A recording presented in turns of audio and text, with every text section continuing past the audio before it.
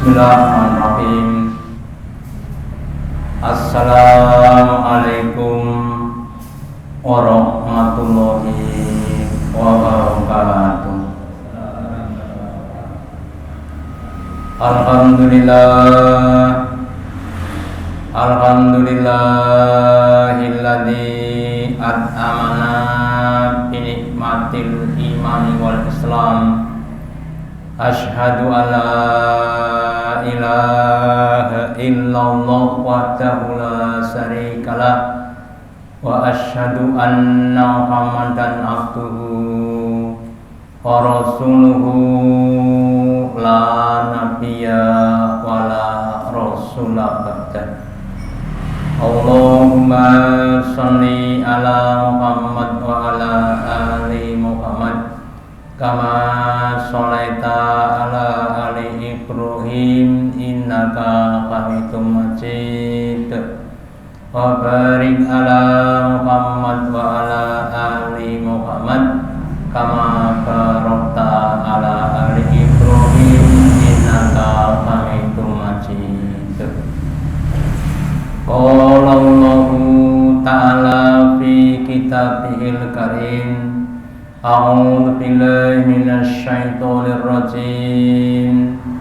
Ya ayyuhalladzina amanu ittaqullaha haqqa tuqatih wa la tamutunna illa wa antum muslimun. Wa qala Rasulullah sallallahu alaihi wasallam, awwalu ma yuhasabu li ibni adam yaumal qiyamah as-shalah fa in shalahat fa anjaha manajaha. Bapak Ibu saudara yang dirahmati Allah Ta'ala, yang pertama dan utama, marilah kita selalu meningkatkan, menambahi kesyukuran kita, keimanan dan ketakwaan kita dengan banyak-banyak menjalankan perintah-perintahnya Allah dan menjauhi larangan-larangannya Allah. Utamanya perintah-perintah yang wajib yang harus kita lakukan, baik itu sholat 5 waktu, puasa Ramadan, atau perintah-perintah wajib yang lainnya. Dan pentingnya kita semakin meningkatkan baik kuantitasnya maupun kualitasnya. Wabil khusus tentang bab sholat, Rasulullah Muhammad sallallahu alaihi wasallam bersabda, awwalu ma yuhasabnu li ibram yaumal qiyamah as-shalah. Pertama-tama atau permulaan amal yang akan dihisab di hadapan Allah bagi anak Adam, bagi kita adalah sholatnya. Fa'in sholakat, maka jika sholatnya sholat yang baik, sholat yang sempurna, maka dia akan selamat. Sebaliknya kalau fa'in fasadat, maka jika sholatnya sholat yang fasad, sholat yang jelek, sholat yang buruk, maka dia akan celaka. Jadi mari kita berusaha untuk semakin meningkatkan kualitas dan kualitas kita dalam menunaikan sholat. Namun untuk meningkatkan kualitas dan kuantitas sholat itu tidak mudah. Kenapa? Karena banyak godaan-godaan. godaan-godaan dari setan yang mengganggu kepada orang-orang yang sholat. Sehingga kita harus waspada. Kita harus tahu bagaimana saja godaan-godaan setan ketika kita sholat dan bagaimana cara untuk mengatasinya. Maka pada kesempatan pagi hari ini saya akan menyampaikan materi godaan setan kepada orang yang sholat dengan harapan kita semakin bisa mengidentifikasi godaannya dan kita bisa mengatasi godaan-godaan setan ketika kita akan atau sedang menunaikan sholat. Kita awali yang pertama, salah satu godaan setan kepada orang yang sholat adalah setan mengingatkan hal-hal yang sebelumnya terlupakan. Kita sering sekali ketika mau sholat kita kehilangan sesuatu. Kemudian kita cari-cari dan cari nggak ketemu-ketemu. Setelah sholat baru kita tahu, oh ternyata oh tadi di sana Maka dalam sebuah hadisnya Nabi bersabda, idza nudiya lisolati, ketika diandani sholat, Allahu Akbar, dan sholat, adbara syaiton, maka larilah setan lari dari masjid. Lahu dirotun, sampai dia terkentut-kentut, artinya sampai larinya tuh sampai jauh. Hatta layas ma'unida, sampai dia tidak dengar anda, sampai enggak keluar anda. Fa'idha kundiya ta'dinu akbalan, ketika andanya selesai, Allahu Akbar, la ilaha illallah, selesai andanya, setannya datang lagi ke masjid. Kemudian ketika dikomati, hatta idza thuwiba bi sholati adbaru, ketika dikomati imam sudah datang terus komat, Allahu Akbar, dia juga lari lagi adbaru, hatta idza qudiya sawub, sehingga ketika diselesaikan iqamat, akbala datang lagi ke masjid, hatta yahtiru bainal mar'i wa nafsihi, sehingga setan berada di antara seseorang dengan jiwanya atau hatinya. Yaqulu lahu, setan berkata kepadanya, Pak, udkur anda, ingatlah ini, udkur anda, ingatlah ini. Jadi terus setan menimbulkan angan-angan, ingatan-ingatan, perkara-perkara yang semula lupa jadi ingat semuanya. Kemudian kadzalika lam yakun yadkuru min qablu, hal-hal yang sebelumnya tidak ingat jadi ingat semuanya.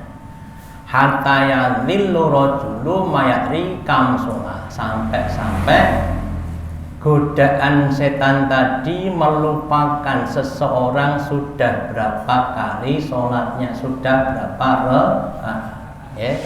Jadi dari hadis ini menjelaskan bahwa salah satu godaan setan kepada orang yang sholat adalah mengingat-ingatkan, mengangan-angankan dalam pikirannya tentang hal di luar sholat. Bahkan kadang-kadang direncanakan nanti bersolat mau kemana, atau bahkan masa kecil yang dulu teringat, ketika masih bermain sepak bola dengan temannya, ingat semuanya, padahal sedang keadaan sholat. Itulah salah satu godaan setan. Lah terus cara ngatasnya bagaimana? Cara ngatasinya yang pertama, kalau ada hal-hal yang sekiranya nanti bisa mengganggu sholat harus diselesaikan dulu. Mulai dari suara-suara yang memungkinkan mengganggu, atau gambar-gambar atau yang lainnya, atau urusan-urusan yang sekiranya mengganjal di pikiran. Sehingga termasuk juga kalau sudah disiapkan makan, sudah siap, kemudian dikumandangkan iqamat atau adzan, itu sebaiknya makan dulu, ya. Kenapa? Lebih baik makan kelingan ingat sholat daripada sholat kelingan makan, ya. Tapi kalau baru mau masak ya sholat dulu, mau masak kok menteni mangan ya kesuwen, ya. Jadi monggo kita waspada terhadap godaan sholat, godaan setan, yaitu dengan mengingat-ingatkan hal-hal yang kita terlupakan. Terus kemudian godaan yang kedua, setan masuk di shaf yang rendah. Dalam sabdanya Nabi bersabda, "Rusu sufufakum," ya. Rapatkanlah, luruskanlah shaf-shaf kamu, wa qaribu bainaha, dan dekatlah di antaranya, antara orang satu dengan yang lainnya. Wahadzu bil a'naqi, dan luruskan dengan pundak-pundak. Lurusnya itu depan belakang, bukan atas, bukan kanan kiri. Fa walladzi nafsi biyadihi, demi zat yang jiwaku ada di tangannya, bimakna demi Allah. Jadi Nabi bersumpah, demi Allah, inilah ara syaitona, sungguh aku melihat setan-setan, yadkhulu min kholali sofi, dia masuk menyelinap di sela-sela sof. Ka'annaha al-khondaku, seakan-akan anak kambing atau cemping. Kalau panjenengan lihat cempe yang masih kecil, sukanya kan gitu, lari-lari gitu. Nah, demikian juga setan juga begitu, ya. Maka kalau soft kita itu banyak renggangnya, banyak setan yang menyelinap, kemudian menggoda. Sebaliknya kalau kita bisa membuat soft yang rapat sehingga setan tidak punya tempat untuk menggoda kita, insya Allah nanti sholatnya akan lebih tertib, akan lebih khusyuk, akan lebih tumaninah. Dan ini nanti boleh panjenengan buat suatu penelitian. Yang sholat di masjid A, masjid A itu masjid yang ketika sholat jamaah imamnya memperhatikan soft-softnya, merapatkannya. Yang teliti kira-kira banyak gaduhnya apa enggak. Masuk di masjid B, ya, masjid yang mungkin softnya tidak ditata imam dengan baik, kira-kira bagaimana, ya. Insya Allah nanti di masjid-masjid yang soft-softnya rapat itu akan lebih mudah tenang, sholatnya lebih khusyuk dibanding di masjid-masjid yang softnya tidak ditata dengan rapi. Terus pentingnya kita juga menyadari tanggung jawabnya iman. Meskipun kita mungkin sebagai makmum, kita harus manut dan berusaha untuk merapatkan soft sekemampuan kita, ya. Nah, kemudian nanti merapatnya itu adalah ke arah imam. Kalau kita berada di sebelah kanan imam, ya rapatnya ke kiri, ya. Kalau kita berada di kirinya berarti ke kanan, sehingga akan menjadi rapatnya di tengah. Kemudian yang ketiga, tentang orang yang mau menyambung soft dan yang memutus soft.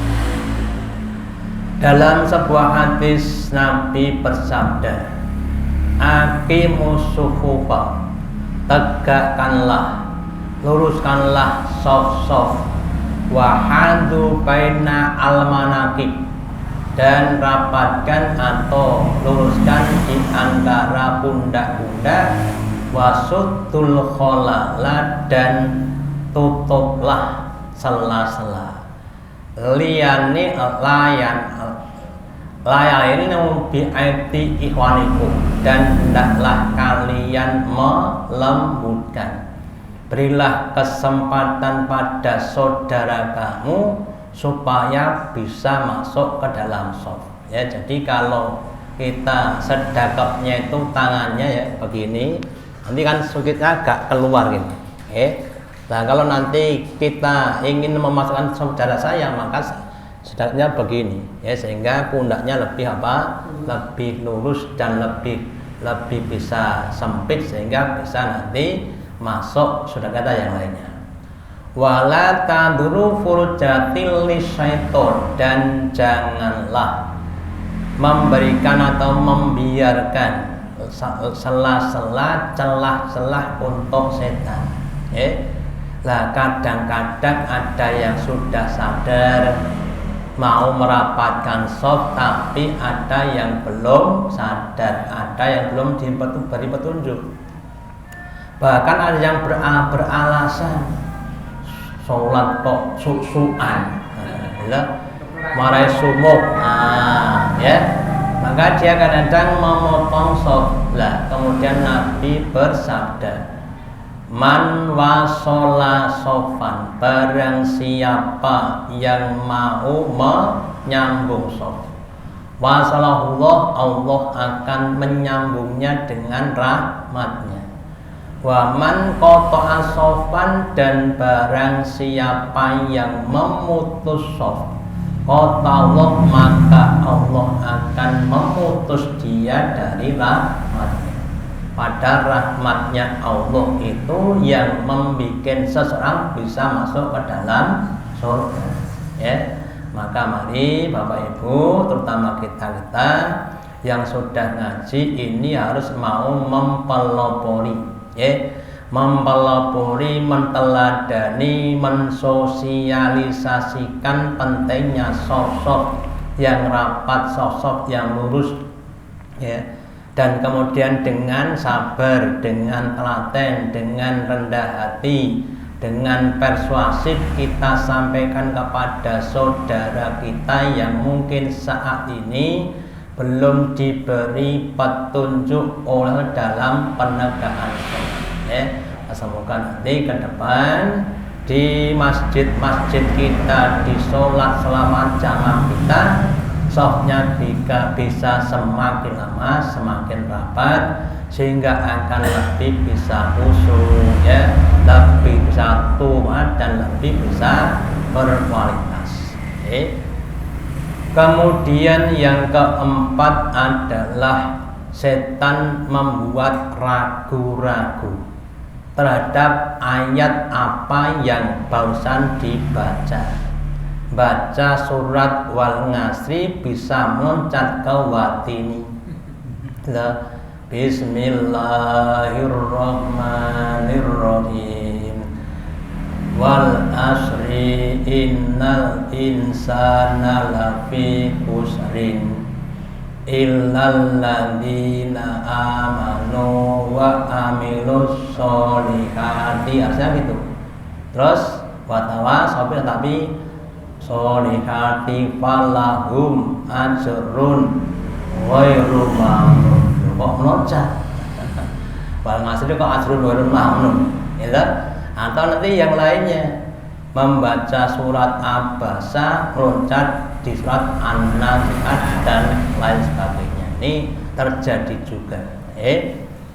Ini ada seorang sahabat yang wadul kepada Rasulullah, ya, bahwa Utsman bin Abil As dia mendatangi kepada Rasulullah, kemudian dia wadul, ya Rasulullah, wahai Rasulullah, Inna syaitona, sesungguhnya setan tuh qad hala baini wa baina sholat.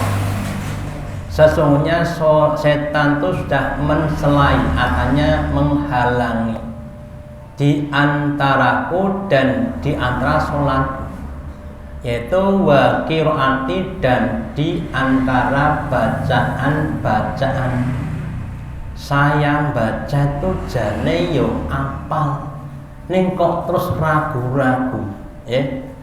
Terus kemudian blekak-blekuk. Nah, gitu. Terus kemudian Nabi bersabda, oh, dzaka syaitonu yuqul lahu khanzab. Itu setan yang namanya khanzab.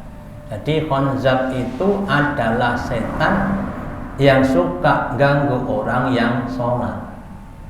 Nek setan cilik gundul jenenge napa? Lah wong Jawa. Nah, ini namanya khanzab.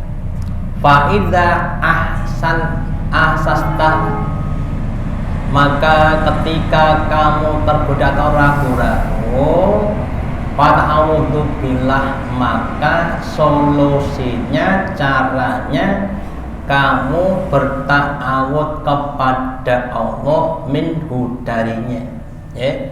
Ucapkan a'udzu billahi minasyaitonir rajim wa tafil ala yasrika falatan, dan meludahlah ke arah kirimu 3 kali, tapi nggak usah pakai ludah, cukup ini saja, buatan saya ludah tenan.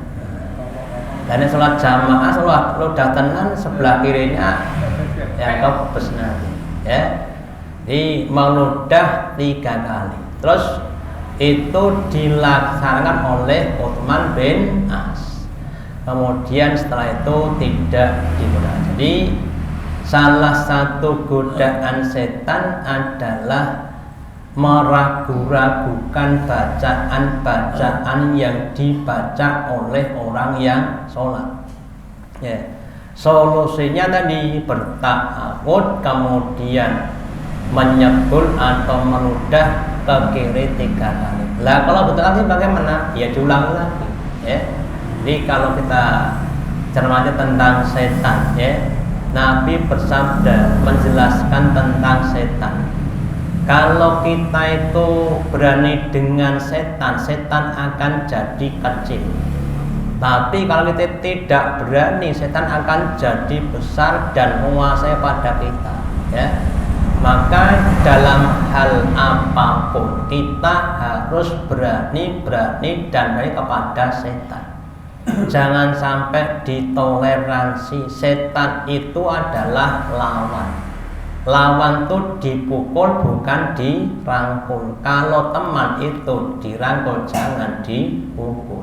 Jadi kembali, kita harus melawan setan dengan sekuat tenaga kita, semampu kita. Seandainya sekarang baru 40%, kita tingkatkan 60% dan seterusnya. Insya Allah nanti lama-lama kita akan jadi kuat untuk menghadapi setan, ya.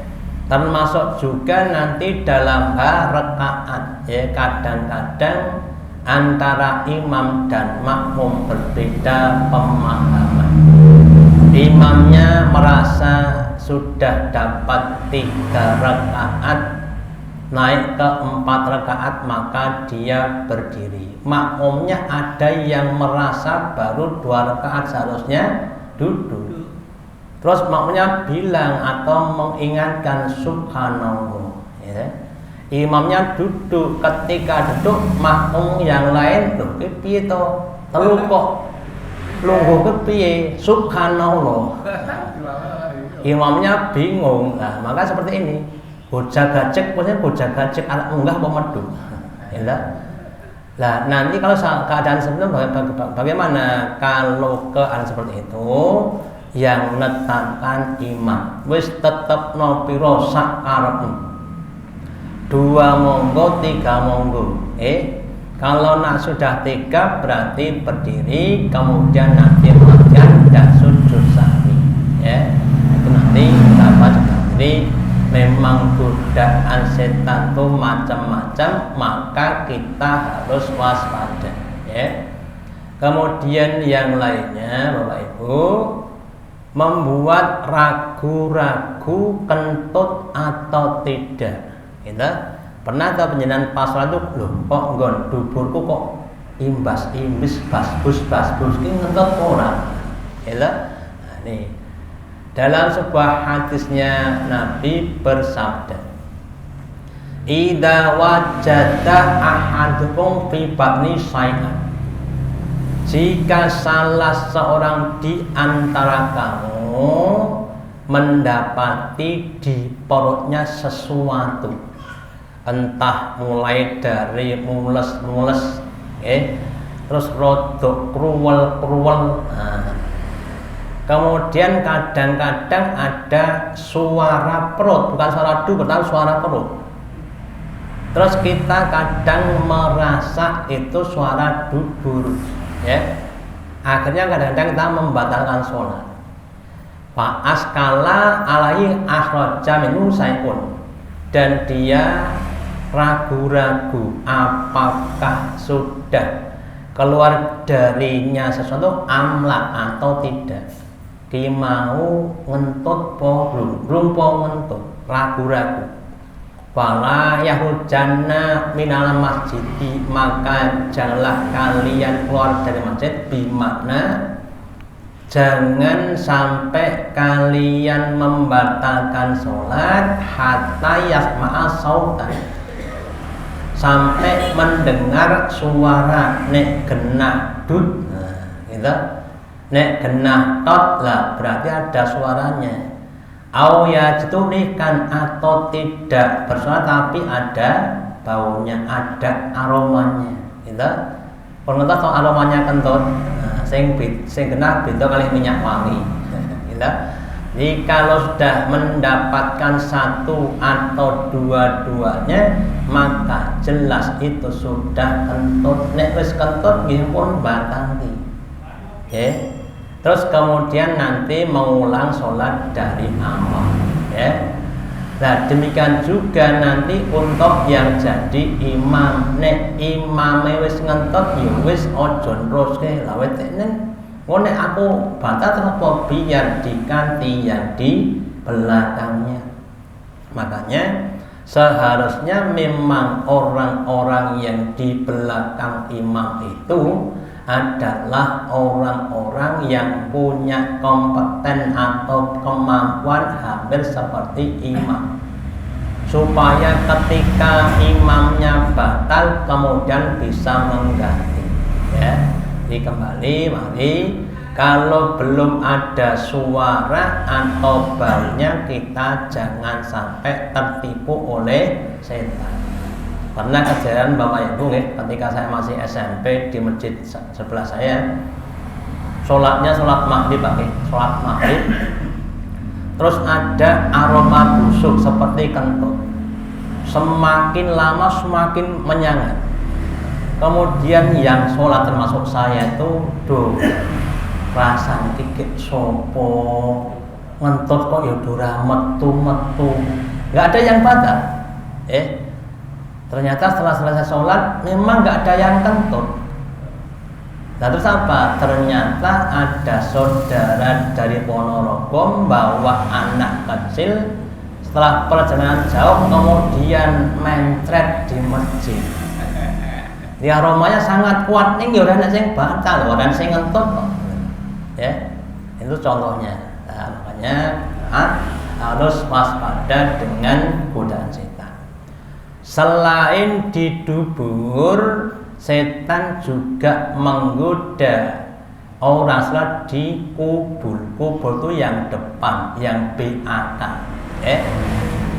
Nabi bersabda, inna syaitona, sesungguhnya setan itu ya'ti ahadukum wa huwa yusolli.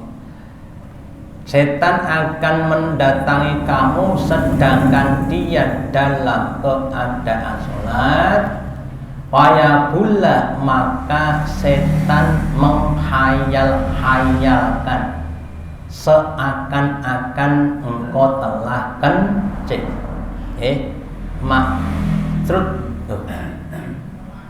kencing ora ya. Saya sering, gitu. Pernah suatu saat saya batalkan, saya ke belakang, saya buka, ternyata nggak ada apa-apa. Itu godaan setan. Apalagi yang sudah usianya kepala 5, bosone Jawa niku klepes rada Suraya. Ya, nek kencing ra rampung-rampung, gitu loh. Itu sangat mudah sekali, ya. Hatta yaro anau qad ahdatsa. Kamu jangan turuti itu sampai kamu betul-betul yakin bahwa kamu sudah berhadas atau batal.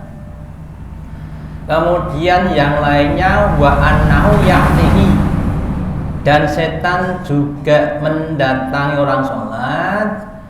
Wayat ibu duburahu, dan setan memukul duburnya orang sholat. Annahu qad ahdatsa, kemudian merasa sudah hadas, ya.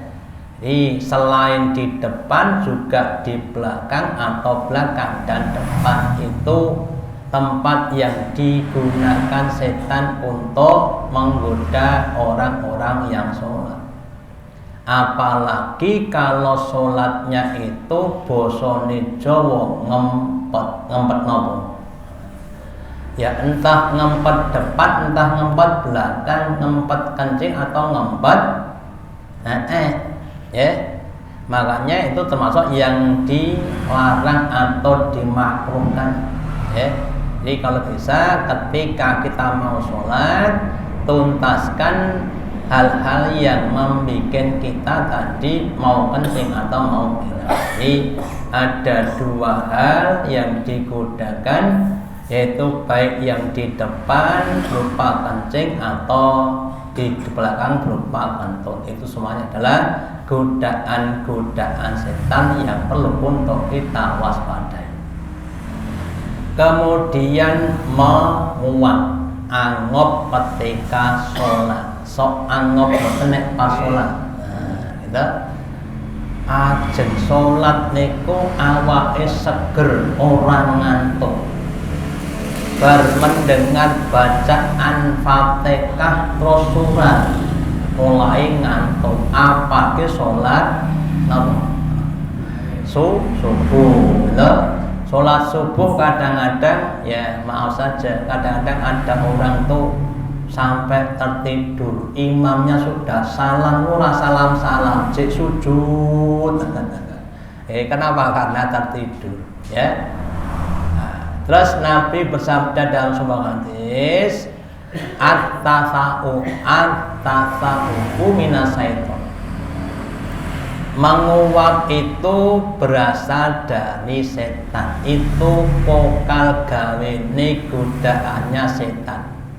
Pada tasa'aba ahadukum, maka jika menguap seorang di antara kamu, fayatuhu, maka hendaklah berusaha untuk menolaknya, menahannya, mastato'a, sekemampuannya.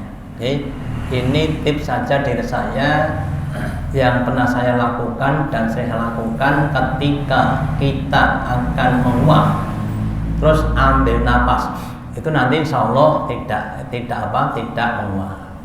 Lah nek kekuatannya kurang, ya tetap menguap, terus pakai ini, gitu. Nah gitu, ya. Jadi kalau nggak kuat dengan mulut tok, ya pakai tangan.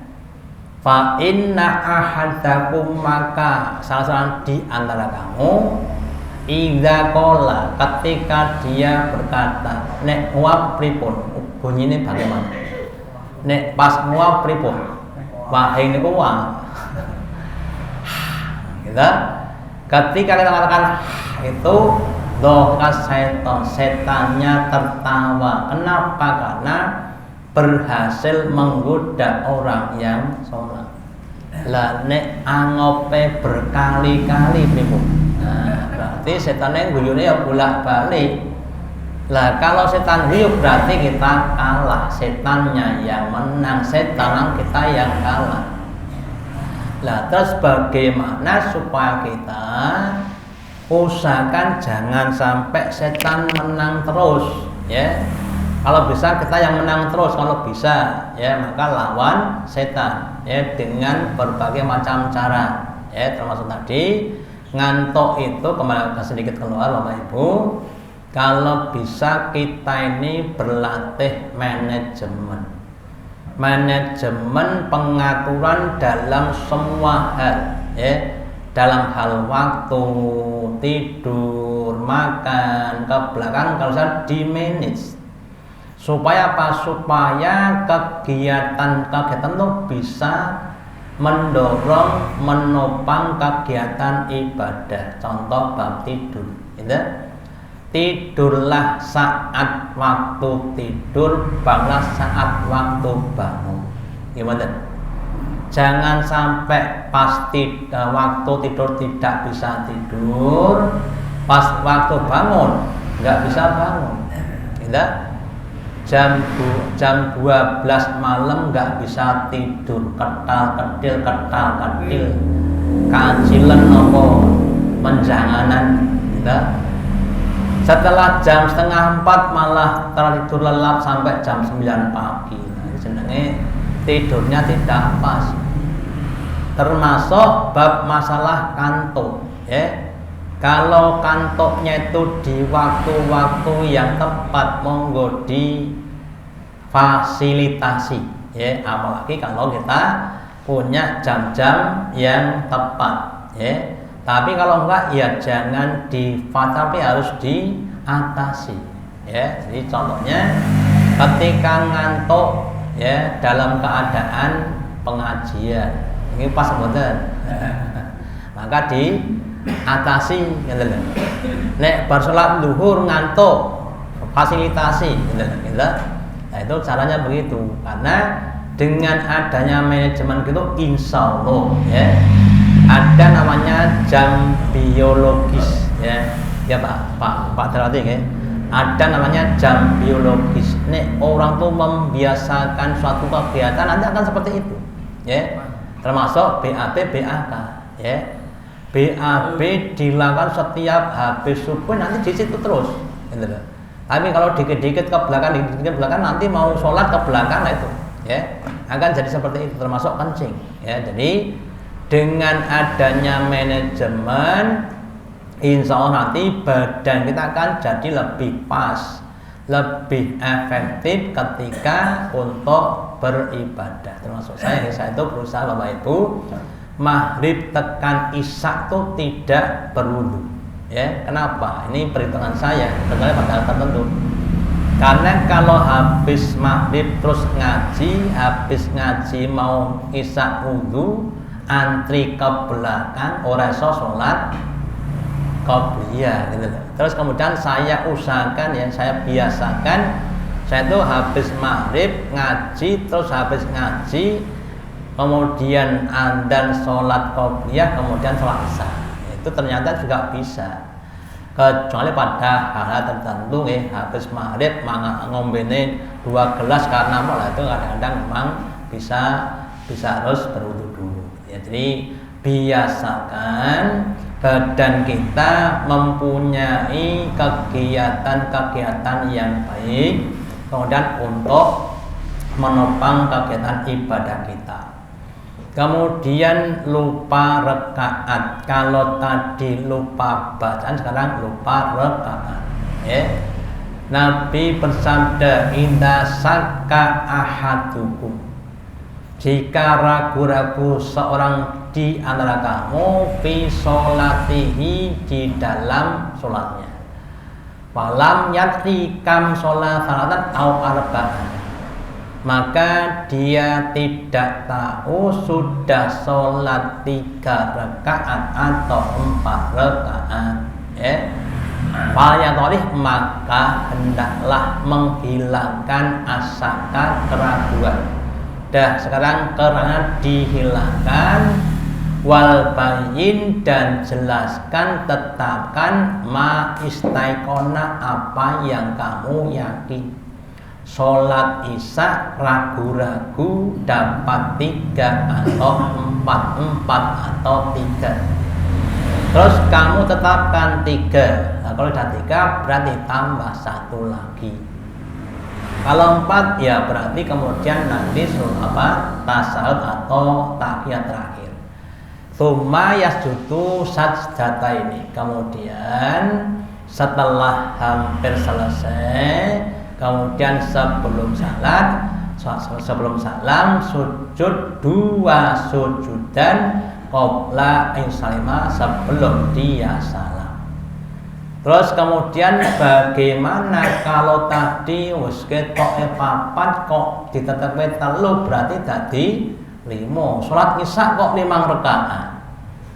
Fa in kana sholat khamsan, maka jika sholatnya sampai 5 rakaat, ya, safakna laku sholat, maka itu mencukupi sholatnya.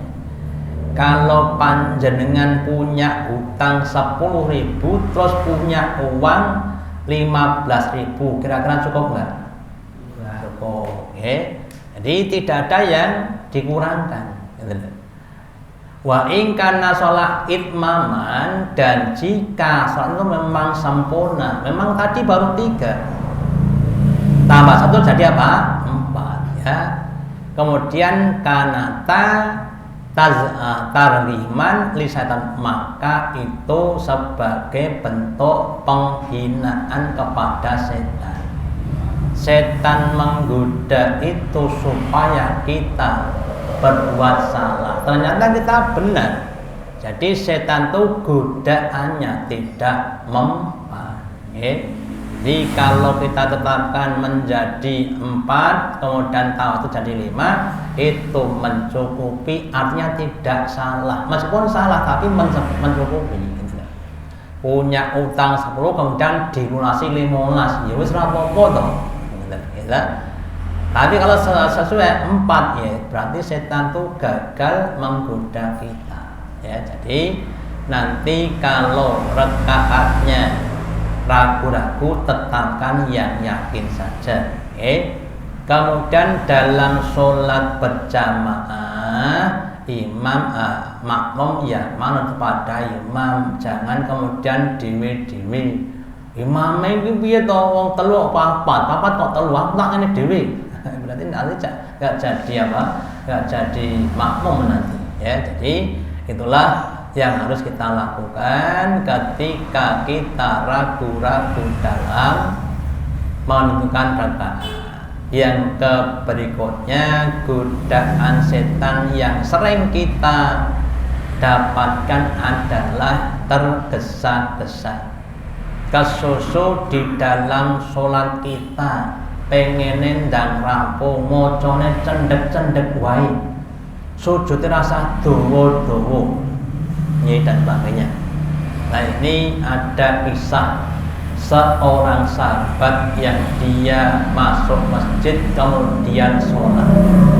Setelah sholat kemudian dia memberikan salam kepada Nabi, Assalamualaikum warahmatullahi wabarakatuh. Kemudian Nabi menjawab salam, Waalaikumsalam warahmatullahi wabarakatuh. Kemudian Nabi bersabda, Irji fasoli, kamu kembali sholat lagi, ya. Terus dia sholat lagi, kemudian selesai datang kepada Nabi salam dan dijawab Nabi. Terus Nabi bersabda lagi, Irji, kembalilah untuk sholat lagi. Terus dia sholat lagi selesai, terus datang salam, terus suruh untuk mengulang lagi. Nek panjenengan kira-kira pripun? Kon baleni wis ping 3. Kuwi jane piye to Nabi iki lho? Mosok kon baleni meneh. Lah, ternyata apa Bapak Ibu? Terus dia matur, ya Nabi, saya sholatnya salahnya di mana? Walladzi bil haqi, demi zat yang telah mengutus kepadamu dengan hak, ma'usinu waruhu, aku tidak bisa sholat yang lebih baik dibanding itu. Niku sholat nggih iso ae ngoten niku wae. Terus Nabi mengajari, idza qumta ila sholati faqabid. Jika kamu sholat, maka kamu berdiri untuk takbir ihram, namanya Allahu Akbar. Tsumma qra' ma tasawwa ma'aka minal Qur'an. Kemudian bacalah apa-apa yang kamu merasa mudah dari Al-Quran, mulai dari Fatihah dan ayat yang lainnya. Kemudian rukuklah hatta tatma'inna raki'an, sampai kamu tumakninah, tenang rukuknya itu dari kepala sampai di bokong itu lurus, ya, nggak boleh begini, apalagi begini juga nggak boleh, ya, harus jalan, ya, lurus. Kemudian sumarfa, kemudian diangkat hatta ta'ya qa'iman, sehingga kamu berdiri lurus, bukan begini tapi lurus, ya. Iktidanya kepalanya sampai kakinya lurus, bukan condong gini, ya. Sumasjud hatta tatma'inna sajidan, terus sujud juga begitu, ya, sampai sujudnya itu tenang. Sumarfa, kemudian diangkat hatta tatma'inna jalisan, duduk dengan berasal juga tenang. Waf'al dzalika fi salatina, dan itu kamu lakukan untuk sholatmu semuanya, ya. Jadi ini memberikan pesan pada kita, kalau sholat itu bacaannya jangan tergesa-gesa, baik itu iftitah, Fatihah, yang penting Fatihah. Karena Fatihah itu adalah surat yang berisi dialog antara Allah dan kita. Namanya dialog itu dua arah, bukan monolog, gitu. Kalau dialog kita matur, Allah mendengar, terus Allah jawab, kita harusnya mendengar, dan seterusnya, ya. Kemudian kalau bisa bacanya pelan-pelan, kemudian diresapi, insya Allah itu akan menjadi suatu kebaikan, ya.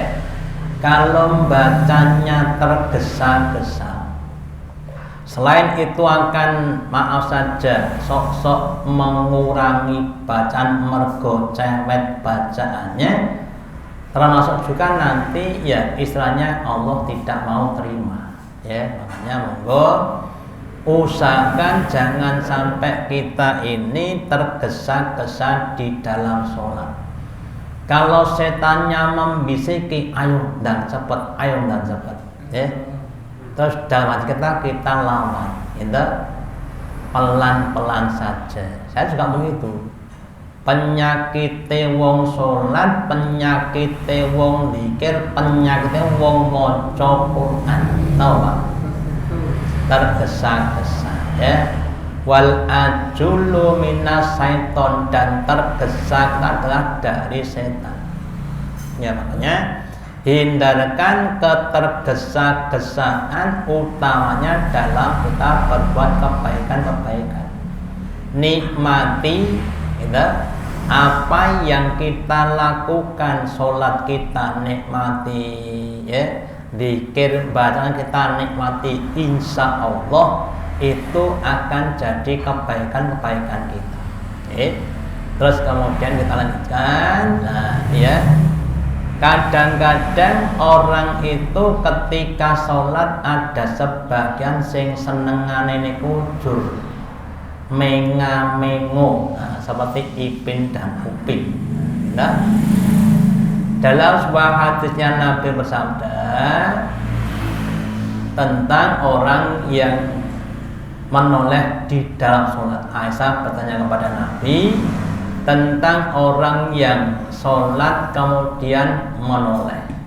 Maka sabda Nabi, wa ihtilasun yahtalisuhu syaiton. Orang yang sholat kok kemudian menoleh itu berarti orang yang kecurian. Kecurian sholatnya yang mencuri adalah setan. Dan nanti di hadis yang lain dikatakan sejelek-jeleknya pencuri adalah pencuri sholat. Ya, itu orang yang ketika sholat tuh ngelatih itu nggak boleh. Ya, kalau bisa fokus di tempat sujud kita.